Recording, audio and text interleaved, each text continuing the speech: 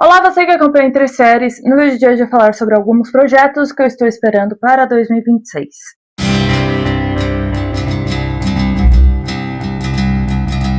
Antes, não esquece de curtir, compartilhar e se inscrever no canal, que são sempre os passos importantes, assim como ativar o sininho, para receber as notificações de vídeos que são postados por aqui. Peço também para você curtir e seguir as redes sociais e o site, todos estão na descrição, porque por lá você recebe as principais notícias envolvendo o mundo dos seriados, dos filmes, também tem espaço para música, literatura, games, cobertura de eventos, críticas e muito mais o que está relacionado à cultura pop. Falando sobre o Entre Séries do site mesmo, eu estou colocando várias listas envolvendo algumas produções que para mim dominaram 2025, tanto em seriados quanto em filmes. Também tem falando sobre adaptações, várias adaptações que vão chegar no ano de 2026, que está programado para chegar em alguns dias, essa listagem. Também tem retornos importantes de seriados, filmes que podem ser importantes para o ano de 2026 e outras produções e outros tipos de listas também. Você pode conferir então no Entre Séries, não deixe de conferi-las. Mas então voltando para o tópico principal desse vídeo, que é, eu vou falar aqui sobre algumas produções que eu estou esperando para o ano de 2026. Não estão necessariamente em ordem de importância para mim, no meu top, por assim dizer, mas estão mais relacionados a talvez ordem de lançamento. Começando com o seriado que já está renovado para a segunda temporada, que vai chegar em 2027, e eu estou falando de O Cavaleiro dos Sete Reinos. A série estreia dia 19 de janeiro no catálogo da HBO Max e também na programação da HBO, numa segunda-feira. E é obviamente no universo ali de Game of Thrones. Eu sou apaixonada pelo universo de Game of Thrones, li os livros, estou ainda esperando muito que saiam esses dois últimos livros da saga de A Guerra dos Tronos, que as crônicas de Gelo e Fogo possam ser finalmente encerradas na parte literária. E essa série é inspirada nos contos de Dunk Neg, que o George R. R. Martin já falou algumas vezes, que é sempre um dos deleites dele, que é uma das histórias favoritas dele. Primeiro que eu estou ansiosa porque serão apenas 6 episódios nessa primeira temporada e ela vai ser uma grande introdução para o que também se continua, né, alguns anos antes, quase um século, um pouco menos de um século ali, dos acontecimentos de A Guerra dos Tronos, né, de Game of Thrones. Então, é um personagem, o Egg, é um personagem que a gente já conhece de Game of Thrones, muita gente não tem essa informação, né, muita gente não tem essa noção, mas é um personagem, é o último Targaryen vivo além da Daenerys e do Viserion, né, do Viserys. Então, tem toda ainda a grandiosidade dos Targaryens, ainda as memórias dos dragões, dos últimos dragões vivos não foram esquecidas. Então ainda tem tudo isso envolvendo e em partes eu considero que é talvez o início ali é o que dá um pontapé inicial no que se torna realmente a rebelião do Robert e todos os acontecimentos que se sucedem para a queda completa dos Targaryen e a ascensão, né, dessa guerra constante pelo trono de Westeros. Em março tem um filme que talvez eu tenha falado no ano passado, mas que foi adiado algumas vezes e finalmente chega em março do ano que vem, 5 de março do ano que vem, que é A Noiva. É escrito, dirigido e produzido pela Maggie Gyllenhaal. Conta com a Jessie Buckley, que está entre as cotadas para receber uma nomeação ao Oscar pelo seu trabalho em Hamnet, que estreia no que vem também, aqui no Brasil. O Christian Bale, Peter Sarsgaard, Annette Bening, Penelope Cruz e, obviamente, o Jake Gyllenhaal, que é irmão da Maggie, então ele está presente, não é nenhuma surpresa. É inspirada no filme A Noiva de Frankenstein, que estreou, né, que foi lançado em 1935, e, por sua vez, obviamente, é inspirado no conto, né, de Frankenstein, ou Prometheus Moderno, da Mary Shelley, que também foi base de inspiração para o filme do Guillermo del Toro, que estreou em novembro pela Netflix.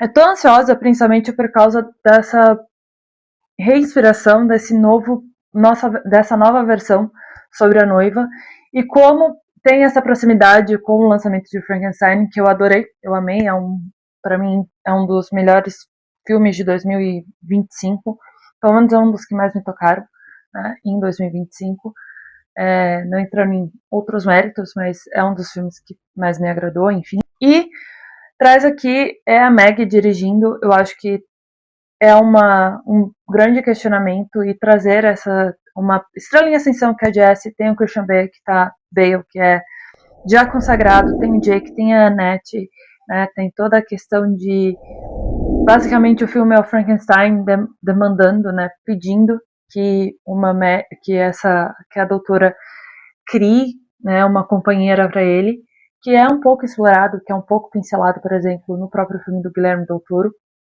Então, trazer isso também eu acho bem interessante para público geral, né? E eu acho que sempre revisitar esse conto é sempre a revisitação desse conto, dessa história, é sempre muito desafiador.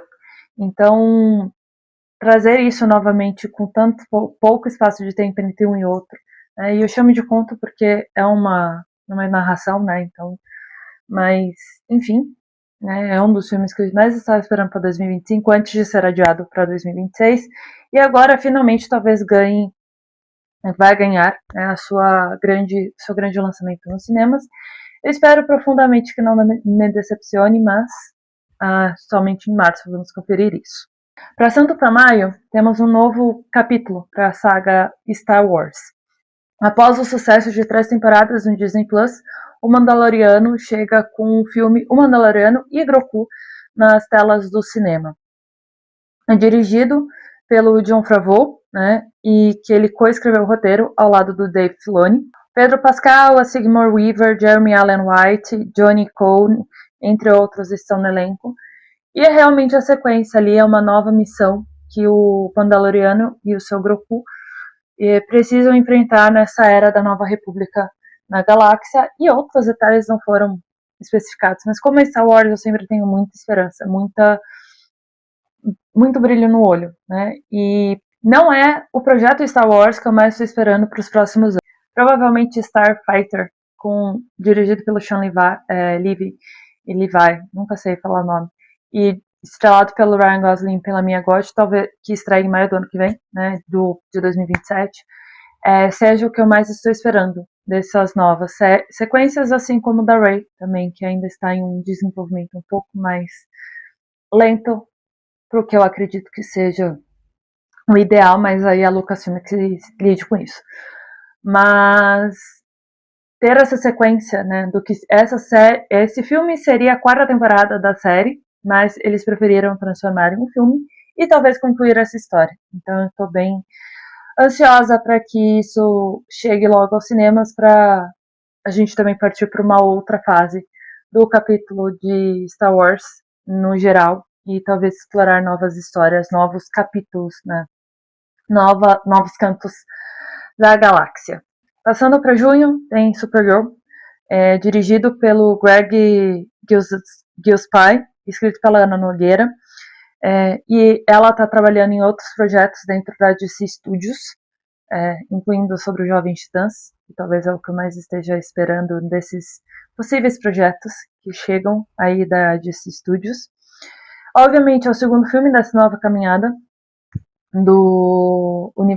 desse novo universo idealizado pelo James Gunn e pelo Peter Safran. Eu preciso mencionar aqui também Clayface, que vai estrear em setembro do ano que vem, e talvez eu esteja mais intrigada para Clayface, mas Supergirl, ela dá uma continuidade um pouco mais direta do que a gente conheceu em Superman.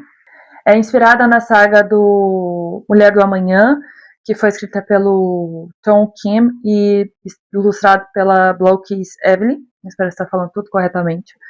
E nessa história, né, no enredo, a Kara Zor-El, ela viaja através da galáxia em busca, né, de uma sangrenta... Ela está em uma jornada com uma jovem, né, outra alienígena, que também busca vingança. Então, todo o enredo está trabalhado na vingança, nessa busca por vingança. A Emilia Alcock é a protagonista, né, a Kara Zor-El. Tem ainda Matthias Schoenaerts, Eve Ridley, que é a garotinha, David Krumboltz, Emily Bichon, o Jason Momoa interpretando o Lobo, que eu tô bem intrigada para ver isso, Ferdinand Kingsley, entre outros nomes no elenco, e está programado para chegar em 20 de junho nos cinemas brasileiros. O último com data que eu vou falar aqui é A Odisseia. É escrito e dirigido pelo Christopher Nolan e não é por ele que eu estou entregada. É realmente pela história ser adaptada, né, a história de Homero ser colocada na tela grande nesse chamado épico da Universal Pictures. O filme traz o Matt Damon como Odisseu, que é o rei de Ítaca, né, e a sua jornada para voltar para casa após a Guerra de Troia, para se reunir com a sua amada Penélope, que é interpretada pela Anne Hathaway. É talvez um dos elencos, se Barbie em 2023, de forma bem intrigante, o Christopher Nolan acaba que tá ligado a Barbie também.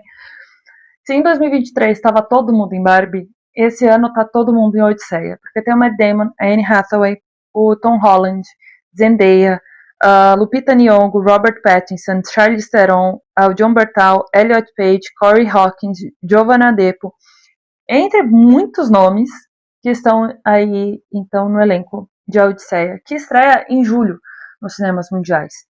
Mais precisamente, em 16 de julho aqui no Brasil. Agora eu vou falar sobre 3 produções que não têm data, apenas que vão chegar em 2026. A primeira é Lanterns, e eu sei que eu estou falando demais da DC, mas talvez a DC esteja me intrigando mais em relação a Marvel esse ano. Porque Superman foi o pontapé inicial, e dessa vez ele vai com tudo, né? A DC realmente chega com os 2 pés na porta para falar, estamos fazendo produções, estamos realmente entregando várias produções. Quanto a Marvel tá um pouco mais encolhidinha, mas eu falo um pouco dela numa lista sobre produções que chegam e produções inéditas que chegam em 2026. E eu falo uma delas aqui, inclusive, mas ainda outras produções da Marvel, né, os filmes envolvendo a Marvel, não me entregam tanto pro ano que vem, né? Eu tenho umas outras questões com esses filmes e com essas séries também, né? Mas eu ainda estou entregada para o que ele vai acontecer, mas não da forma que eu estou com a DC. Vou falar então sobre Lanterns, né, de Lanternas. Essa vai ser a terceira série desse novo ciclo da DC, né, na Warner. É criada pelo Chris Mundi, pelo Damon Lindelof e pelo Tom King, que escreveu, né, Mulher do Amanhã nos quadrinhos. É centrada em um experiente Hal Jordan, né, e um novato Jon Stewart investigando um assassinato no meio de uma cidadezinha do interior dos Estados Unidos. Kyle Chandler interpreta o Hal Jordan, enquanto Aaron Pierre interpreta o Jon Stewart. Kelly MacDonald, Nathan Fillion, Garrett Dillahunt, Hunt, Apurna Jarganathan, Ulrich Thompson, Jason Ritter, entre outros nomes, estão confirmados no elenco. E muito que eu tô entregada é porque eu acho que os Lanternas, enquanto Aquaman nunca teve por muito tempo, né, precisou dar uma revitalizada total, muito por causa do Jason Momoa, para ser levado um pouco mais a sério. Eu acredito que os Lanternas em si, todos os Lanternas, também não receberam o devido carinho, né? A gente lembra de poucos deles, o Nathan Fillion apareceu em Superman, né, como Guy Gardner, mas os mais queridos ainda não tiveram, né? Eu ainda queria muito que a Jessica Cruz recebesse um pouco de amor, mas como não é possível, vamos ficar com o segundo melhor na minha cabeça, que é o Jon Stewart, né? Pelo menos a minha geração, né, ali cresceu assistindo a Liga da Justiça nas manhãs do SBT e também em Cartoon Network e tudo mais, onde passava o desenho. Todo mundo era apaixonado, de alguma forma, pelo Jon Stewart, né? Então, ter essa nova representação dele, realmente voltar a ter esse nome ali presente, né? Ter essa associação novamente é muito importante, pelo menos para mim. E Lanternas simplesmente tem um caminho gigantesco a percorrer e eu espero muito. No upfront que teve da HBO Max, eles exibiram um trailer, né, pro público e eu posso falar que é o que mais me deixou extasiada dentre todos. Outros me deixaram entregada, outros me deixaram feliz, né, mas esse me deixou, finalmente temos alguma coisa, né. Ter o Damon Lindelof, que fez Watchmen, é um grande acerto. Chris Mundi também é um grande showrunner. Tom King, que trabalha, né, obviamente trabalha com a DC de alguma forma.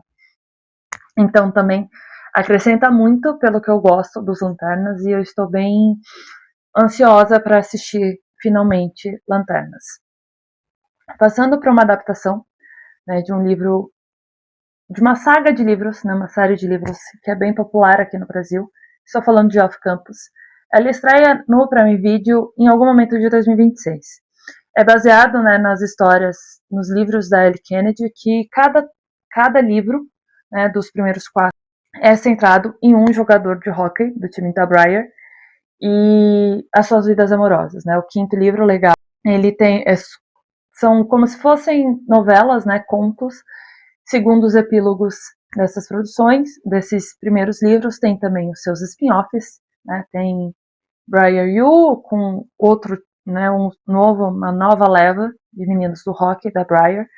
Também tem agora Campus Diaries, que tem alguns filhos relacionados, tem algumas pessoas, né, filhos, filhas e pessoas ligadas a eles também, que é um spin-off direto, e também tem um novo livro para ser lançado ano que vem, também envolvendo filhos de alguns desses personagens. Mas enfim, a primeira temporada é centrada na Hannah Wells e do Garrett Graham. Ela busca ser notada pelo crush dela, ela é estudante de música, e aceita ser tutora da grande estrela do rock dessa turma, e que tem um futuro brilhante pela frente. E aceita e faz um esquema basicamente de namoro falso, né, de fake dating da vida, para fazer ciúmes nessa pessoa, né, nesse rapaz, que ela tem crush. Só, obviamente eles se apaixonam e tem toda uma história, um enredo por trás disso, e eu não vou contar mais nada porque esse é o centro de tudo. Ella Bright e o Belmont Cameli são os protagonistas dessa primeira temporada, que traz ainda o Antônio Cipriano como John Logan, o Stephen Cullen como Dean De Laurentiis e o Jalen Thomas Brooks como o John Tucker. Ainda tem a Mika Abdallah como Ali, tem o Colby Clark, Josh Houston, Stephen Howe, entre outros nomes no elenco, e como eu disse, chega em 2026 no catálogo do Prime Video, e é um dos que eu mais estou esperando. E para finalizar, algo da Marvel, mas não necessariamente, porque eu estou falando de Spider-Noir. É uma criação do Warren Uswell, e que ele atua como showrunner ao lado do Steven Lightfoot. E a série acompanha uma Nova York de 1930, que um detetive particular é o único super-herói que a Nova York já teve, e ele luta com o seu passado e também com essa ideia que ele foi o único super-herói de Nova York. Faz parte do universo de Homem-Aranha e no Aranhaverso, né? Porque o Nicolas Cage, quem dublou o personagem nos filmes até o momento, ele é o detetive do caso, né? É o protagonista das histórias, que ainda conta com o Lamar Morris, o Brendan Gleeson, Lee Jun Lee, Jack Huston, entre outros nomes no elenco. A primeira temporada terá 8 episódios e vai ser exibida pelo MGM Plus lá nos Estados Unidos e chega no Brasil pelo Prime Video. Confusão, mas o MGM Plus também, se chegasse por aqui, está disponível entre os canais do Prime Video, então não seria tanto problema para conseguir trazer essa história. Mas chega por aqui pelo Prime Video, porque na Comic Con estava um grande stand sobre Spider-Noir, está no Prime Video. Enfim, o vídeo de hoje fica por aqui. Espero que você curta, compartilhe, se inscreva no canal. Deixe nos comentários quais produções você está ansiosa para assistir em 2026, sejam inéditas, sejam novas, sejam filmes, sejam seriados, está tudo liberado. Peço para você ativar o sininho para receber as notificações de vídeos postados, acessar, curtir as redes sociais e o site, que estão todos linkados na descrição. Lembrando que tem muito mais conteúdo sobre essas listagens de algumas produções que retornam, séries que definiram 2025, filmes que definiram 2025, produções esperadas para 2026, livros que serão adaptados em 2026, que estão chegando no Entre Séries, e o link está disponível para você acessá-lo. O vídeo de hoje, então, fica por aqui e até a próxima.